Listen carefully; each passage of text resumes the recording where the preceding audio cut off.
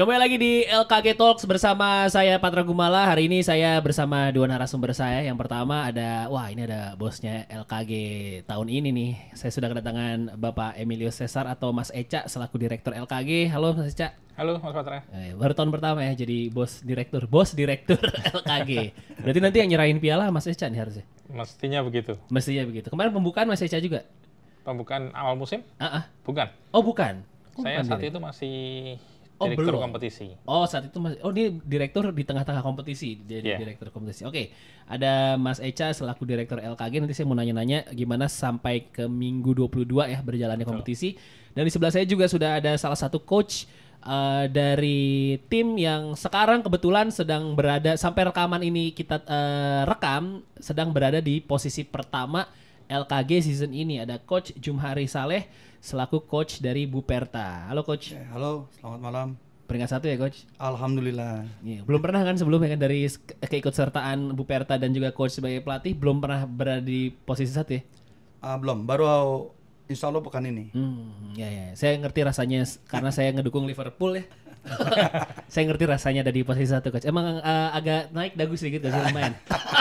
30 tahun puasa ya Mas? 30 tahun puasa. Saya pakai Liverpool emang simbol berada di posisi pertama sama seperti Coach Jumari ya. Ini saya mau nanya dulu ke Mas Eca selaku Direktur LKG. Gimana kompetisi sepanjang hampir 22 minggu ya berarti Mas Eca ya? Sejauh ini gimana perkembangannya Mas? Sejauh ini semuanya lancar sesuai dengan rencana. Terus juga faktor cuaca kemarin-kemarin gimana tuh Mas? Cuaca agak mengganggu karena kita menggunakan lapangan di Gor Ciracas. Lapangannya bukan sintetis. Jadi kalau hujan lebat ya terjadi genangan juga. Dan kalau genangan itu juga membuat laju bola agak terganggu juga. Oh tetap. Jadi gimana sih Mas regulasinya kalau kita kan tahu beberapa waktu belakangan hujan lumayan ekstrim ya. Itu tetap tanding ya dari anak-anak itu? Jadi kalau dari petir kita sudah ada beberapa penangkal petir sehingga kita nggak khawatir soal petir. Tapi kalau soal genangan kita pantau terus sejauh mana permainan bisa berjalan atau tidak. Kalau masih bisa jalan kita jalankan. Tapi kalau sudah parah sekali ya akhirnya kita hentikan. Ada yang ditunda pertandingan karena faktor musim ini belum, musim lalu ada. Oh musim lalu ada. Alhamdulillah musim ini belum ya. Musim ini belum. Oke, dan sejauh ini gimana masih on the right track dengan kompetisinya? Masih sesuai dengan jalur yang kita inginkan. Semua persaingan berlangsung baik dan ketat. Karena posisi 5 teratas tuh agak ganti-ganti. Karena memang mereka ketat sekali. Bahkan tim yang paling bawah bisa mengalahkan tim yang papan atas juga terjadi. Tapi yang kita syukuri adalah sportivitas membaik. Itu kita lihat dari ukuran dari kartu, Mas. Kartu di musim lalu pada sampai pekan ke-22 itu 9 kartu merah. Musim ini hanya 3 kartu merah. Oh, lumayan turun tuh, hampir 300% lah itu. Iya, sepertiganya aja. Sepertiganya. Kartu kuningnya musim lalu itu 290-an sekian, sekarang 250-an sekian. Oke, turun ya? Turun juga. Turun dengan minggu yang sama ya? Apa indikatornya apa tuh Mas? Apa karena memang anak-anak ini sudah lebih paham regulasi atau memang lebih kalem aja pemain-pemain yang season ini? Kita pembinaan terus-menerus ya Mas. Jadi kita juga mengedukasi pemainnya, mengedukasi pelatihnya juga untuk anak-anak bermain lebih baik. Kalau tackling juga tackling lebih baik begitu. Peraturannya standar FIFA kan? Standar FIFA. Selebrasi gol buka baju pun kartu kuning harus. Kartu kuning. Dan ada yang dapat kartu kuning karena buka baju? Tidak ada yang buka baju. Tidak ada yang buka baju. Bagus. Masih rapih ya berarti ya. Terus kalau ada pemain yang cenderung kasar begitu, pernah ada namanya remaja kan ya? Iya. Itu mereka kita panggil. Kita beri coaching dari, kita punya namanya tim pemandu bakat. Itu kita ajak omong dari hati ke hati, masalahmu apa. Lalu kita kasih tahu bahwa sebenarnya kamu tuh punya potensi ini. Kita jelaskan. Tapi kalau kamu merusaknya dengan perilaku kasar, kamu akan kehilangan segalanya. Jadi kita bangun kesadaran dari mereka. Selanjutnya mereka akan bermain lebih bagus. Kayak gitu ya. Ini saya mau nanya juga sama coach dari Buperta ya, ada Pak Jumhari. Gimana Pak? Tinggal 8 minggu lagi untuk menjaga mental dan konsentrasi anak-anak menuju tangga juara pertama kalinya berarti Buperta ya? Iya. Apa yang dimotivasiin setiap minggunya dari coach? Untuk sekarang ini tinggal menjaga kebugaran motivasinya. Jaga fisik dia, jangan sampai drop. Masalah mental saya rasa sudah oke, udah tidak ada masalah. Tinggal persiapan bagaimana endurance-nya dia, dalam bertanding. Setiap pertanding bagaimana menciptakan gol supaya menang, itu aja tugas kita. Karena kita sudah lihat dari pekan pertama sampai di tengah pekan ini, grafik anak-anak bermain cukup bagus. Jadi mental terutama itu, asal permainan sepak bola ditentukan mental. Apabila mentalnya terjaga baik, nah permainan performa akan menjadi baik. Nah, cara menjaganya ya kita harus selalu push anak-anak itu, rajin berlatih, disiplin. Nah, disiplinan itulah akan menimbulkan muncul mental-mental yang akan dia jaga sendiri. Coach sendiri ini udah masuk tahun keempat ngelatih Buperta dan signifikan sekali peringkatnya dibandingkan kalau memang sekarang akhirnya tetap konsisten di peringkat 1 ya Coach. Apa yang ngebedain tim Buperta season ini dengan season-season sebelumnya Coach? Kedisiplinan. Di season yang ini lebih disiplin anak-anaknya. Tanggung jawabnya penuh, kompak. Itu yang menentukan kita pada hari ini kita masih bisa bertahan di peringkat pertama. Yang sangat menonjol sekali kekompakan tim di situ, sangat menonjol. Tahun-tahun yang lalu kurang disiplin cara berlatih, masih banyak ketergantungan orang tua, sehingga menjalankan roda latihan yang sudah kita programkan itu sangat terganggu. Ini komposisi pertandingan kan setiap hari Minggu sekali ya. Berarti dalam seminggu itu ada satu game, satu hari untuk game. Pola latihannya seperti apa sih Coach kalau di Buperta sendiri? Rutinitas latihan itu kan dalam seminggu ada tiga kali latihan. 3 kali ya? Dalam kompetisi ini tetap 3 kali latihan? Kita ambil hari Selasa, Kamis, Jumat itu kita untuk menerapkan strategi untuk bermain di hari Minggu. Latihan strategi di Jumat. Di hari Jumat.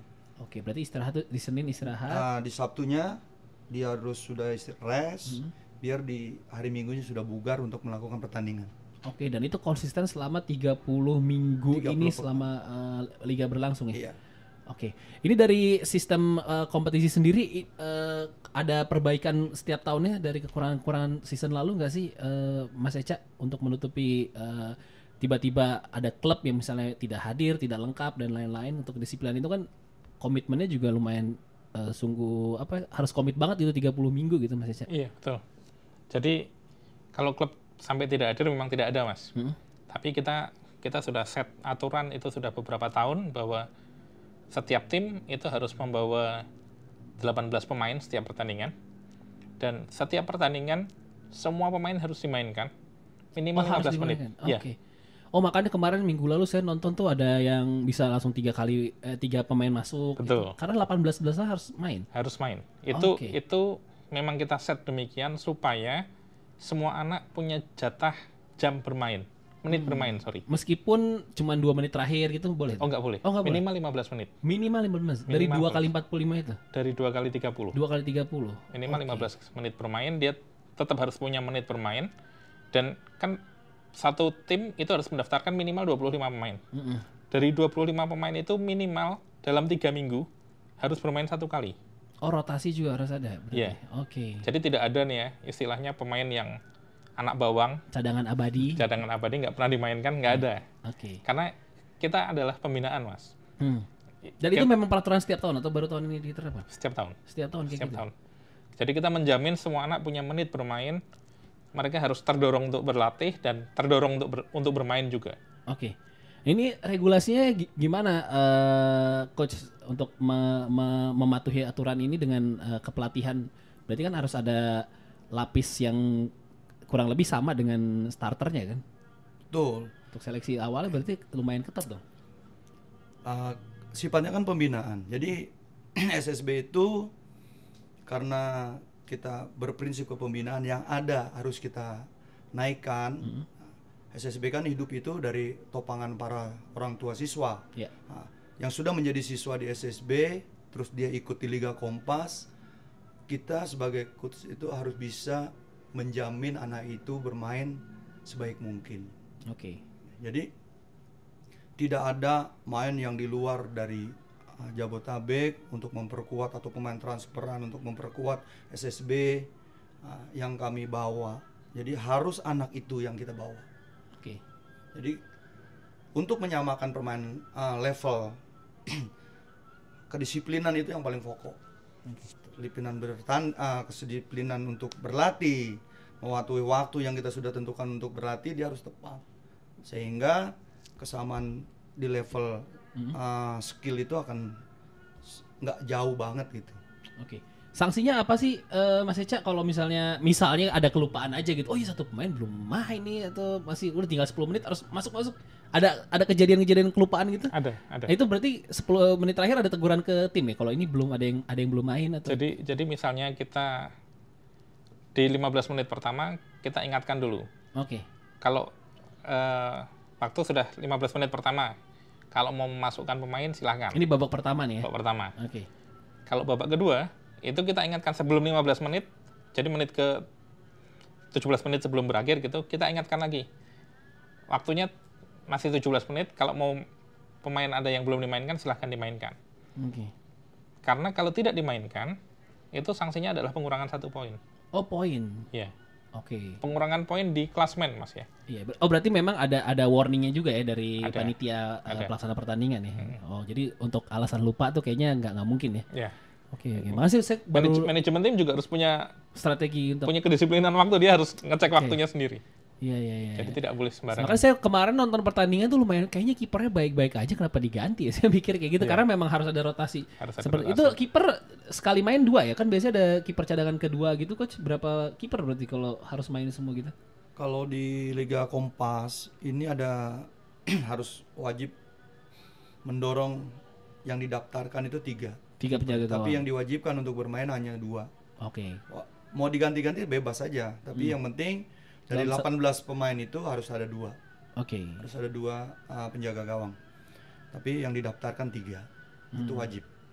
Oke. Nah, rotasi sendiri, strategi rotasinya gimana sih Coach untuk milih siapa yang starter minggu ini, siapa yang akan diganti di menit 15? Itu kan pasti akan ada adu strategi juga tuh. Betul. Apa ngebaca lawan dulu? Gimana sih Coach? Untuk pemain ya.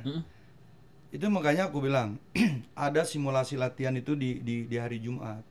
Bagaimana kita untuk membentuk kerangka strategi bermain, apa yang kita hadapi lawan, seperti apa yang kita hadapi.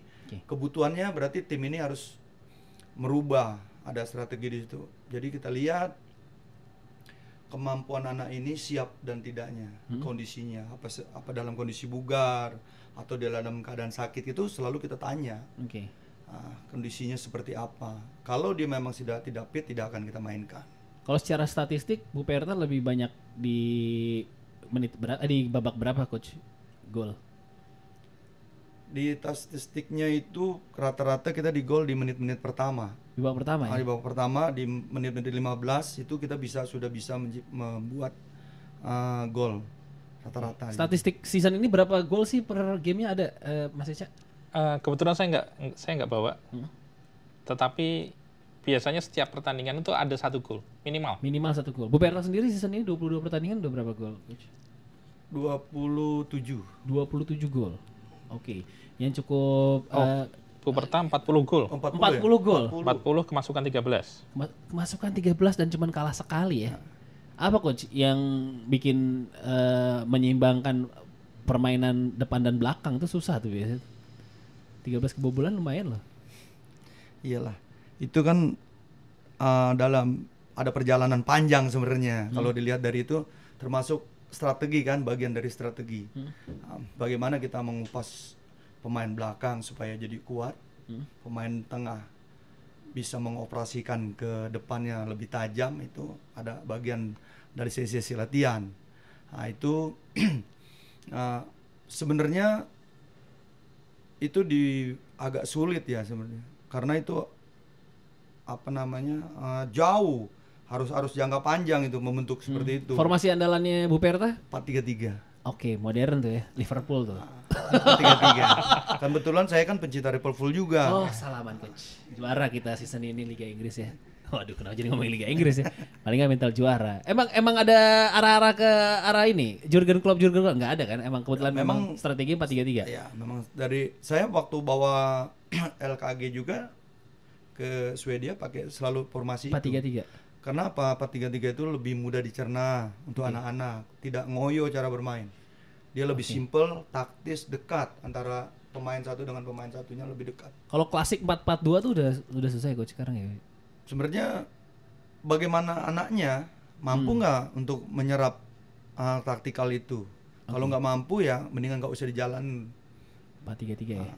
Lebih baik satu formasi tapi mampu diedukasikan supaya lebih lancar lagi dalam bermain, lebih indah gitu. Kalau ngomongin komposisi pemain, coach, top skor di Buperta sendiri sekarang siapa? Alvin Esa Ahmad. Alvin, itu striker ya? Striker dia sudah sudah kayaknya setengahnya Buperta. 16 kalau nggak salah. 18 gol. Wow. Oke, ini kalau pemilihan tim ke depannya sendiri kan biasanya setelah LKG ini akan ada pemain yang dikirim ke Swedia ya, Gotia ya. Piala Gotia. Oke, itu secara statistik atau memang dilihat pemantauan ada pemandu bakatnya lagi sih biasanya Mas Eca? Jadi kami melakukan kombinasi dua hal itu, Mas. Berarti kalau kayak 16 gol tuh Alvin kayak sudah ada di radar harusnya tuh. Pasti. Jadi kami punya yang namanya tim 11. Itu mereka melakukan statistik, mencatat semua statistik, bukan hanya gol, Mas. Jadi sampai umpan yang dia lepaskan, umpan yang berhasil, umpan yang gagal, tendangan berhasil, tendangan gagal, sampai level itu. Tackling juga ada. Semuanya ya. Kalau kiper juga ada penyelamatan dan sebagainya. Itu kita semua punya data lengkap, punya raportnya bahkan. Tapi kita juga mengundang beberapa pelatih senior yang kita nyebutnya punya indera gitu ya. Untuk melihat kemampuan anak-anak ini masing-masing. Lalu ini kita padukan. Yang menurut para pelatih itu bagus dan statistiknya bagus siapa? Biasanya nggak meleset kok. Biasanya nggak meleset. Karena kita mencoba sesuatu yang modern ya, bukan hanya insting gitu ya. Statistik bagus, biasanya menurut para pemandu bakat kami, ini akan mengatakan anak ini bagus. Saat ini salah satu pemandu bakat yang Mas juga mungkin kenal, itu adalah Heri Kiswanto. Heri Kiswanto, kemarin ada di lapangan juga tuh saya lihat. Pak Heri Kiswanto selalu tiap minggu selalu mantau berarti? Baru kalau nggak salah 1-2 bulan ini beliau diundang untuk ikut memantau begitu. Jadi beliau melihat perkembangan setiap anak-anak yang bertanding. Iya. Berarti dalam sehari itu ada 15 pertandingan ya? 8 pertandingan. 8 pertandingan. 8 pertandingan. Semua main? Enggak semua main ya berarti? Semua main. Semua 8 pertandingan, 8 kali 2, 16. Kita ada 16 tim. Oh iya, 8 pertandingan dari pagi sampai sore. Oke. Untuk Buperta sendiri coach, menjaga konsistensi dari pekan pertama sampai pekan terakhirnya, ada mungkin masalah internal yang bisa diatasin, dilewatin? Ini masalah remaja tuh banyak banget soalnya kan. Jangan mungkin masalah galau cinta tiba-tiba, itu kan juga mengganggu konsentrasi dong. 30 minggu nih coach. Betul. Itu ada lah yang namanya di sepak bola. Kejenuhan itu pasti ada gitu. Apalagi ini 30 pekan, bukan kompetisi yang sebentar, panjang, menjaganya memang agak berat. Itu ada itu. Kemungkinan besar itu yang dialami SSB itu hampir sama. Menjaga kejenuhan. Itu aja sebenarnya. Menjaga stamina dari cedera, mungkin ada yang pernah mengalami cedera parah dari pemain coach? Sampai pekan ke berapa? Sekarang pekan ke 22 alhamdulillah sih. Belum pernah ada tuh cedera yang sangat bahaya gitu, sangat fatal, belum pernah ada. Kalau di LKG sendiri Mas Eca sempat ada kejadian-kejadian cedera? Ada. Biasanya karena salah jatuh, Mas. Mereka adu duel udara, salah jatuh, entah pergelangan tangan atau kaki. Iya, ada kejadian kayak gitu. Tapi ya resiko permainan sih sebenarnya. Itu resiko permainan. Nah, untuk menjamin masa depan pemain-pemain dari LKG sendiri, mungkin ada pembinaan atau pengetahuan knowledge soal peraturan kontrak kerja di masa depan tuh ada dari liga atau dari SSB, Mas Eca? Ada nggak? Soal kontrak kita belum pernah yang seperti itu. Saat ini kita lagi akan membicarakan apakah Liga Kompas perlu untuk membantu setiap SSB soal kontrak, karena nantinya para pemain ini akan kemana, kan seperti itu. Sama memberitahu sebenarnya yang perlu lagi kan orang tuanya kan, masa depan sepak bola ada gitu untuk orang tua kan, biasanya konfliknya ke orang tua Mas Eca. Betul. Bagaimana mungkin dari liga atau dari SSB meyakinkan orang tua kalau masa depan di sepak bola tuh ada loh sebenarnya kan, itu kan sebenarnya kan. Ada, betul Mas, ada, memang ada. Hanya kelihatannya transisi ketika dari sepak bola remaja ke profesional ini menurut saya masih agak kurang sehat begitu. Oke, seperti ini salah satu contoh ya, yang sad but true gitu. Itu adalah anak-anak ketika ada klub-klub Liga 1 buka Pro Elite, kemudian mereka membuka open recruitment, anak-anak pada daftar begitu. Ketika masuk, sudah keterima, mereka diminta surat untuk apa istilahnya? Mengundurkan diri dari SSB. Oke. Jadi mereka dari kecil dibina SSB, di titik itu mereka diminta mengundurkan dari SSB supaya bisa masuk ke Pro Elite. Dan ya begitu aja, nggak ada kompensasi untuk SSB-nya yang sudah membina sekian lama. Satu. Yang kedua, banyak kasus yang kami temui dari alumni LKG adalah anak-anak ini ada yang masuk ke Elite Pro dan gajinya tidak dibayarkan. Oke. Saya nggak nyebut nama satu klub. Iya. Tapi ada kejadian seperti itu dan mereka kemudian curhat ke kita, kan kita masih in touch dengan mereka. Ini yang kenapa ya? Karena perlindungan kontraknya itu nggak jelas. Itu yang kita kemudian LKG berpikir apakah kita perlu masuk di ranah ini, karena 10 tahun lalu ketika LKG mulai diluncurkan, itu para pendiri LKG hanya bermodal idealisme, kita membina sepak bola remaja yang tidak pernah dibina oleh federasi dengan baik gitu. Ya kita meluncurkan itu waktu itu karena memang tidak dibina dengan baik. Nah, masalah ini waktu itu belum muncul. Jadi kita tidak pernah memikirkan. Tahun-tahun ini masalah ini muncul soal kontrak ini. Yang seharusnya kontrak itu kan melindungi SSB, melindungi pemain, melindungi orang tuanya juga. Ini yang kemudian PR yang perlu kita pikirkan kemudian. Oke. Dari Bu Perta sendiri ada pembicaraan kayak gitu, Coach? Untuk mungkin dari orang tua kali, curhatannya orang tua mungkin. Abis ini anak saya mau ngapain, Coach? Main bola terus. Ada. Yang jelas orang tua itu punya keinginan yang jauh. Setelah di SSB selesai, terutama sudah ikut di Kompas, di Liga Kompas ini, di usia 14 dia harus kemana? Nah, banyak itu orang tua curhat ke kita, harus bagaimana? Yang anaknya tetap mau di sepak bola gitu ya? Eksis di sepak bola. Saya bilang itu banyak tawaran, tapi harus jelas dulu bagaimana yang seperti tadi Mas Eca katakan. Saya tidak akan memberikan sembarang. Setelah Kompas ini banyak anak-anak kelahiran 2005 ini yang dipantau oleh Elite Pro Academy. Harusnya Elite Pro Academy punya attitude yang baik terhadap SSB. Saya sudah berapa kali kirim draft apa nih? Dia Elite Pro minta pemain ke kita. Cuma aku bilang jelas dulu aku akan kirim pemain. Maksudnya jelas kontraknya seperti apa. Cuma sekarang Elite Pro sedikit pintar. Jadi kita nggak dilibatkan sebagai pelatih dan pengurus SSB, hanya yang dipinta orang tuanya untuk datang melihat kontraknya seperti apa. Sehingga SSB kehilangan jejak karena yang menandatangani kontrak orang tuanya. Akhirnya yang ditemui orang tuanya. Kalau di luar negeri tuh ada jatah SSB yang mengembangkan ya, kalau nggak salah ya, Coach. Ada. Untuk bahkan sampai ke senior pun si SSB-nya masih dapat semacam royalti lah ya. Betul. Kelemahan di kita ini, karena apa? Kita SSB itu tidak ada naungan hukum di ASKOT-nya, itu nggak ada. Harusnya SSB ini ada naungan hukumnya. Setiap pendiri SSB yang sudah bernaung di anggota ASKOT itu harus sudah dinaungi. Takutnya hal-hal seperti ini. Nah, saya sebenarnya setuju tuh dengan Mas Eca tadi.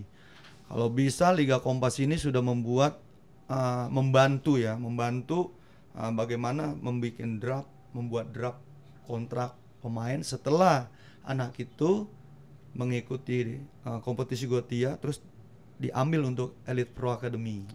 Karena kesian dong, Elite Pro Academy ini dia tidak semuanya buruk, tapi Elite Pro Academy ini sangat jauh pendidikannya, tidak terlalu dipikirkan. Bagaimana nanti nasib dia setelah tidak terpakai di Elite Pro? Pendidikan itu utama seorang pemain sepak bola. Saya sendiri merasakan bagaimana sulitnya di zaman sekarang. Apalagi nanti setelah dia sudah tidak bermain bola, pendidikannya tidak bisa dibuat hidup, mau kemana sepak bola? Ini yang menjadi kendala. Tapi itu kadang-kadang membuat orang tua masih tetap tidak berpikir jauh, punya ambisi tersendiri. SSB itu kendalanya di orang tua. Makanya ada hal-hal kontrak yang seperti itu SSB tidak dilibatkan, yang dilibatkan orang tuanya. Harusnya pengetahuan itu jauh di tengah-tengah kompetisi, mungkin ada masukan juga mungkin Mas Echa kayaknya. Pernah ada koordinasi mungkin dengan PSSI atau dengan asosiasi pemain profesional? Belum sampai saat ini belum ada. Jadi kita di internal sendiri kita masih sedang membicarakan di internal. Cuma keprihatinan kami sebetulnya mungkin ada baiknya jika federasi dalam hal ini PSSI itu punya regulasi yang jelas. Proses transisi dari SSB ke Pro Elite Academy. Ini perlu regulasi yang jelas, jadi supaya semuanya ya aturannya begini, kita nggak boleh ke kanan dan ke kiri. Tidak boleh kemudian Elite Pro itu minta anak keluar dari SSB supaya mereka tidak perlu membayar kompensasi. Ya, itu nggak fair juga kan bagi SSB yang sudah dari awal membina loh. Kalau nggak ada SSB ini, Elite Pro mau dapat pemain dari mana? Mereka tidak melakukan pembinaan ke bawah. Padahal aturannya mereka ada, mereka harus punya pembinaan sampai ke bawah. Tidak dijalankan, mereka hanya minta dari usia 15 untuk masuk Elite Pro, mereka ngambil dari SSB. Ini regulasi ini yang perlu disusun menurut kami. Dan tentu perlu ada membuka omongan dengan pihak federasi dong kalau untuk kesinambungan dari kecil. Iya, mestinya begitu. Mestinya begitu. Kalau kita contoh di Liga Spanyol, Mas Patra, itu ada satu akademi kecil hampir bangkrut, tetapi karena pemainnya itu satu saat dikontrak ke Real Madrid, mereka dapat kompensasi dari nilai kontraknya itu. Hidup lagi akademinya. Yang saya tahu juga dari kenapa Brazil itu industri tetap sehat karena pemain-pemain SSB-nya di Brazil, SSB-nya Neymar tuh dapat uang yang cukup besar tuh dari pembelian Neymar ya kan? Betul. Harusnya sih supaya industrinya sehat, regulasinya juga udah mulai harus dibuat supaya memang industrinya juga sehat ya, terus regenerasi dengan pemain-pemainnya. Nah kalau pemain yang akhirnya berkompetisi di Gotia, setelah itu ada lanjutan kontrak dengan tim-tim luar negeri mungkin Mas, mulai pantauan dari setelah kompetisi LKG ya? Pernah ada? Salah satu contohnya Egy Maulana Fikri. Tapi memang dia harus masuk ke klub terlebih dulu, terus kemudian perjalanan setelah Kompas memang mereka harus berjuang sendiri. Tapi memang kemudian ada yang sampai ke luar negeri seperti itu. Ada yang sekarang sedang mencoba di Spanyol. Ada kapten dari tahun 2018 kemarin sekarang lagi try out di Spanyol, tapi itu dia dikirim dari salah satu klub yang dia ikuti di Elite Pro-nya. Tapi dasarnya memang dari LKG juga ya? Dasarnya dan dari ikut LKG. ke tim Gotia juga? Dia kaptennya di Kapten. 2018. Egy tuh Gotia juga ikut masuk gitu? Egy ikut juga. Wow, ternyata banyak juga ya alumni dari Liga Kompas Kacang Garuda ini yang memang menjadi bibit pemain timnas juga ya? Banyak Mas. Setiap tahun kalau tim U16, tim U19 itu ada 4, ada 8. Pernah saya kalau nggak salah mencatat ada 10 pemain di tim U16 pada waktu itu ya. 2 atau 3 tahun yang lalu 10 tuh. pemain 10 dari 23 pemain itu dari LKG. Wow. Ya, memang harus mulai diperhatikan sih. Tolong pihak PSSI mulai dilirik pembinaan dini, jangan cuma dari sisi teknis tapi dari sisi manajemennya juga, ya kan. Jadi pemain juga mulai memikirkan masa tuanya dari sekarang gitu kan. Habis itu kita ngobrol-ngobrol lanjut lagi dengan Mas Echa dan juga dengan Coach Jumhari. Jangan kemana-mana, tetap di LKG Talks Liga Kompas Kacang Garuda.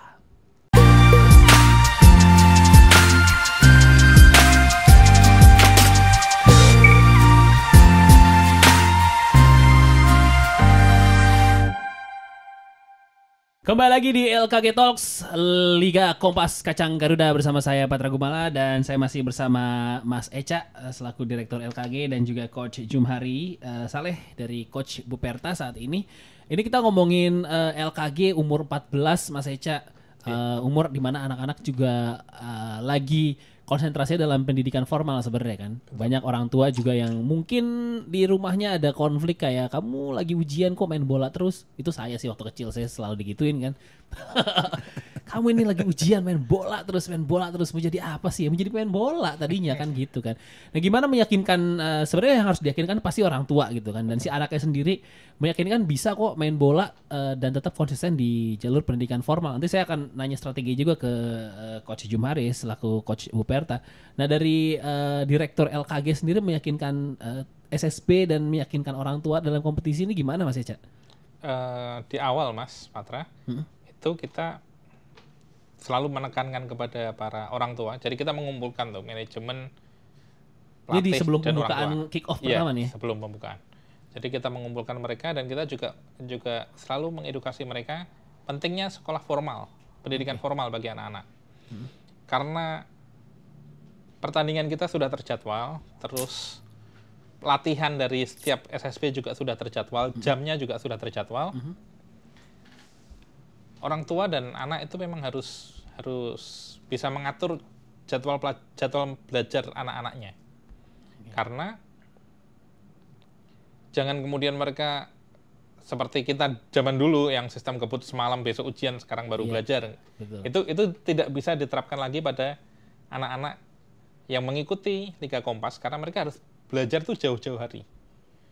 Tidak bisa mepet baru belajar, nggak bisa. Mereka harus mengatur ritme belajarnya juga seperti mengatur ritme latihan sepak bolanya. Dan kalau mereka melakukan itu, mereka sekolah bisa sukses dan sepak bola juga bisa sukses. Oke, dan ini sudah dipastikan dari awal kompetisi juga mengundang perwakilan orang tua, ya nggak semua orang tua yang hadir dong berarti kan? Iya, ada perwakilan orang tua. Untuk menerangkan regulasi dan komitmen berarti kan selama 30 minggu ini si anak tetap ikut bermain tapi nggak kehilangan waktu belajarnya juga ya. Untungnya juga generasi sekarang Sabtunya libur ya Mas. Dulu kan kita Sabtu masuk Mas. Betul. Iya betul. kan? Sabtunya libur itu juga penting tuh. Iya, Sabtunya libur kan. Dulu kita Sabtu sekolah soalnya. Dari Coach sendiri di Buperta ada masalah pembagian waktu kesulitan antara si anak? Pernah Coach? Sampai saat ini tidak ada. Tidak ada ya? Jadi memang kita juga sebelum dia mengikuti ajang Liga Kompas ini, seperti Mas Eca katakan tadi, pendidikan formal itu harus ditopang, harus lebih didahulukan daripada di sepak bola ini. Karena pendidikan formal ini penting sekali buat anak ini sendiri. Maka dari itu saya sebelum Liga Kompas digulirkan sudah selalu saya info ke orang tua, saya kasih masukan. Jangan sampai anaknya terbengkalai karena dari sepak bola. Harus pendidikan formal utama. Hidup seorang sepak bola itu kalau pendidikan formalnya baik, pasti hidup layak ke depannya. Tapi kalau formalnya rusak, kita nggak bisa sepak bola itu buat pegangan hidup. Dan rata-rata pemain gimana Coach secara akademis? Coach mengkhawatirkan nggak sampai ada yang tinggal kelas ya? Alhamdulillah di musim ini ya, terutama di 2005 ini, memang anak-anaknya cerdas-cerdas. Jadi saya nggak khawatir. Kan tadi sudah dibilang, Sabtu dia libur. Nah libur itu dia manfaatkan untuk belajar. Anak-anak di Buperta itu kelahiran 2005 itu rata-rata sekolahnya sekolah-sekolah bagus semua. Jadi dari cara bermainnya kita udah bisa lihat anak itu pintar apa enggak. Di situ itu penentu sebenarnya. Kalau skill tinggi, anak itu pasti bagus main bola. Ada apa korelasi antara pengetahuan dengan cara bermain bisa kelihatan Coach? Kelihatan dong pada saat kita menerapkan strategi apa yang kita inginkan. Berapa menit dia bisa nyerap? Oke, menyerap logika ya. Menyerap yang kita kasih, bagaimana taktikal ini yang dia bisa jalankan, berapa menit dia bisa serap. Kalau itu lama berarti dia kurang pintar. Ada penawaran beasiswa gitu-gitu juga nggak sih dari LKG?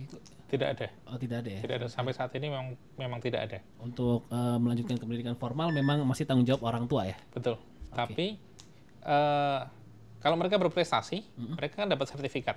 Iya. Sertifikat itu berguna bagi mereka kalau mereka mau berdaftar ke SMA.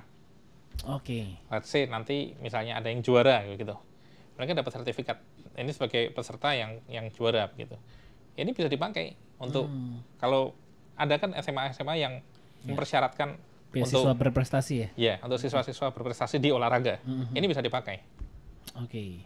Untuk anak-anak Buperta sendiri, sebenarnya cita-citanya ada yang serius mau jadi pemain bola nggak sih? Mulai dari umur, ini 14 kan rata-rata ya? SMP kelas 3 ya kalau hitungannya. Iya.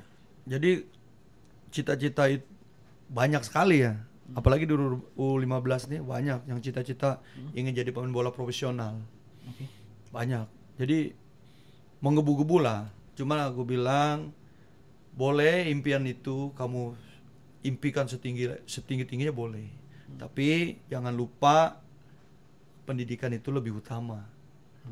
Kalau sampai kamu gagal di pendidikan sepak bola kamu, belum tentu bisa menopang apa yang kamu harapkan seperti zaman-zaman kita dulu bermain bola. Mana ada pemain bola tahun 80-an yang menggantungkan hidupnya.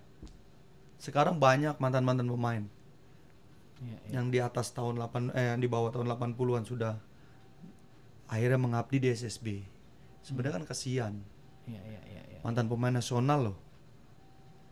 Oke, ini bisa jadi pelajaran juga untuk anak-anak sekarang. Makanya setiap SSB harusnya bisa memberi contoh atau bisa mengasih nasihat juga terhadap orang tuanya.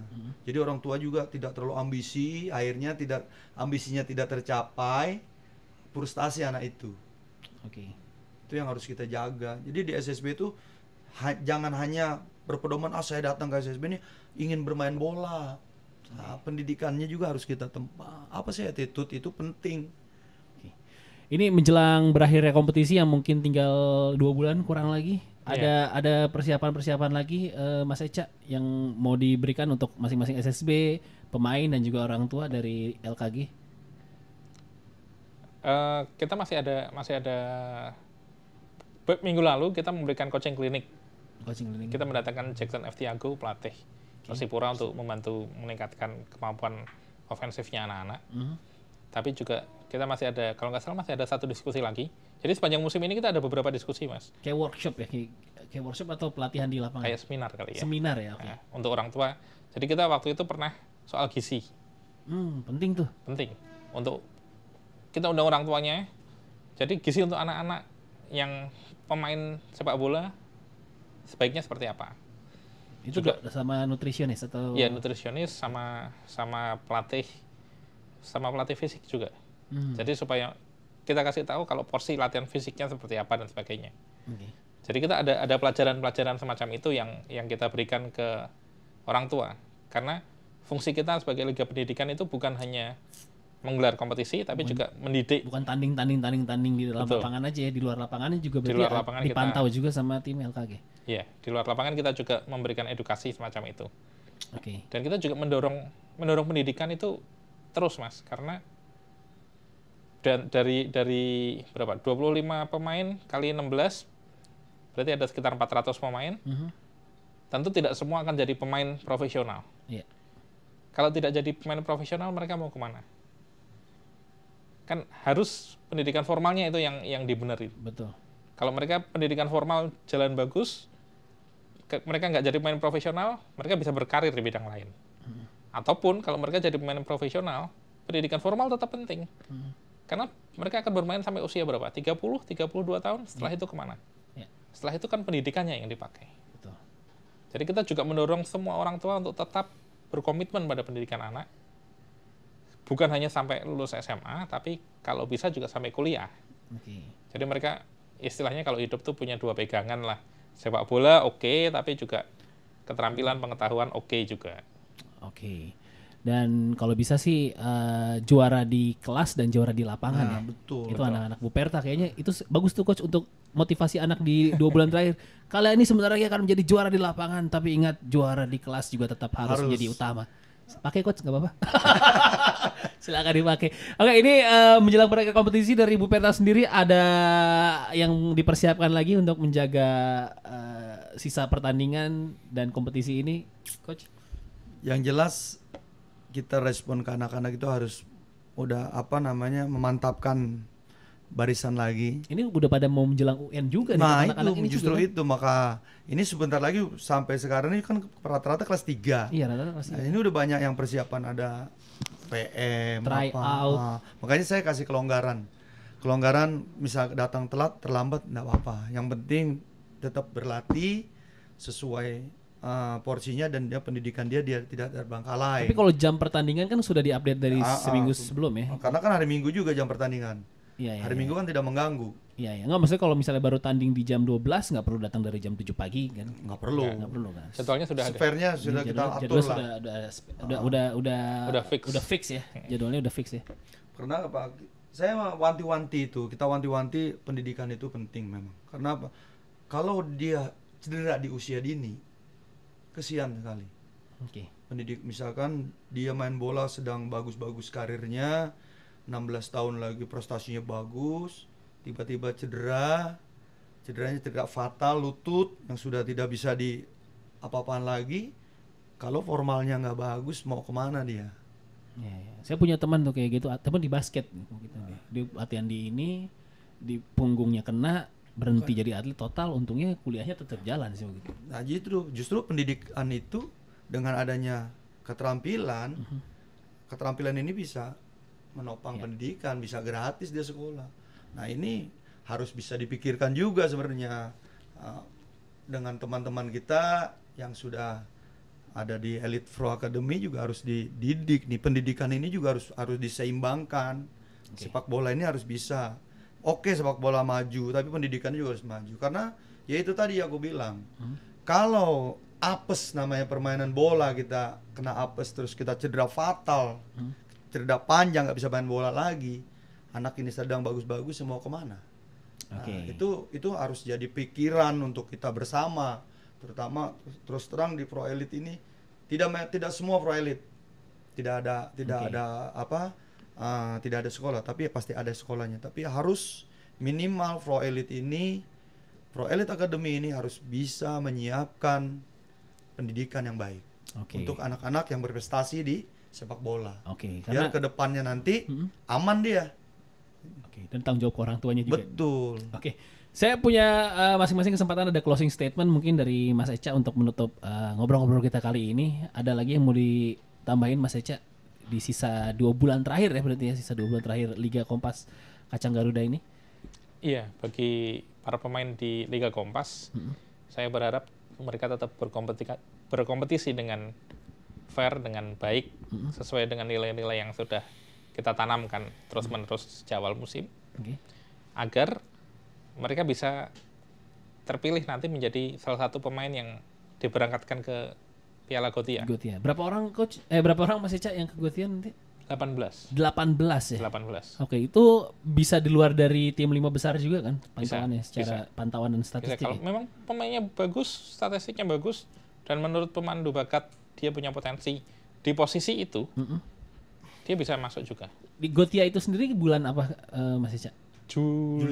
Juli. Oh berarti setelah kompetisi ini kan kompetisi Februari, Maret, April selesai. April berakhir. Terus break dulu puasa, kita Juli baru berangkat nanti tim 18 orangnya. Breaknya itu bukan break Mas, kita melatih tim yang terpilih itu. Maksudnya si liganya break. Tapi orang-orang 18 sudah diumumkan dan tetap latihan untuk bulan Juli itu. Iya. Ada lagi yang mau ditambahin Mas Echa? Itu saja. Itu saja ya. Coach, sisa kompetisi tinggal 2 bulan lagi. Bu Perla sekarang sedang di atas. Apa yang mau disampaikan untuk penonton Liga Kompas season ini dan juga para pemain dan orang tua pastinya? Ya, untuk season terakhir ini saya hanya mengimbau orang tua lebih dewasa lagi cara mensupport anaknya, karena di Liga Kompas ini termasuk liga pendidikan. Saya banyak sekali di supporter terutama dari SSB yang perdana baru masuk ke LKG ini, cara memberikan supportnya terhadap anaknya berlebihan, terlalu over, jadi gaduh, proud, tidak menunjukkan sportivitas. Nah, itu aja yang sekiranya harus dipahami bahwa anak kita dalam berproses bersepak bola yang benar, kadang orang tua memberi support bukan untuk membangun mental dia menjadi bagus, tapi membuat mental pemain anak itu sendiri menjadi down. Nah, saya harapkan orang tua semua yang ada di kompetisi LKG ini bisa menjunjung sportivitas yang tinggi untuk membuat anak-anak kita sendiri bermental bagus. Oke, ada lagi yang mau ditambahin Coach? Mungkin itu saya rasa itu. Itu saja ya. Oke, siap. Terima kasih Mas Echa. Sukses untuk Liga Kompas Kacang Garuda di 2 bulan terakhir ini. Semoga lancar sampai di akhir pertandingan, dan juga Coach sukses untuk Bu Perta. Semoga ya semoga tetap konsisten dan konsentrasi dari timnya ya Coach ya. Oke. Siap. Saya Patra Gumala, terima kasih sudah menonton dan mendengarkan LKG Talks hari ini. Sampai ketemu lagi di episode berikutnya. Salam olahraga.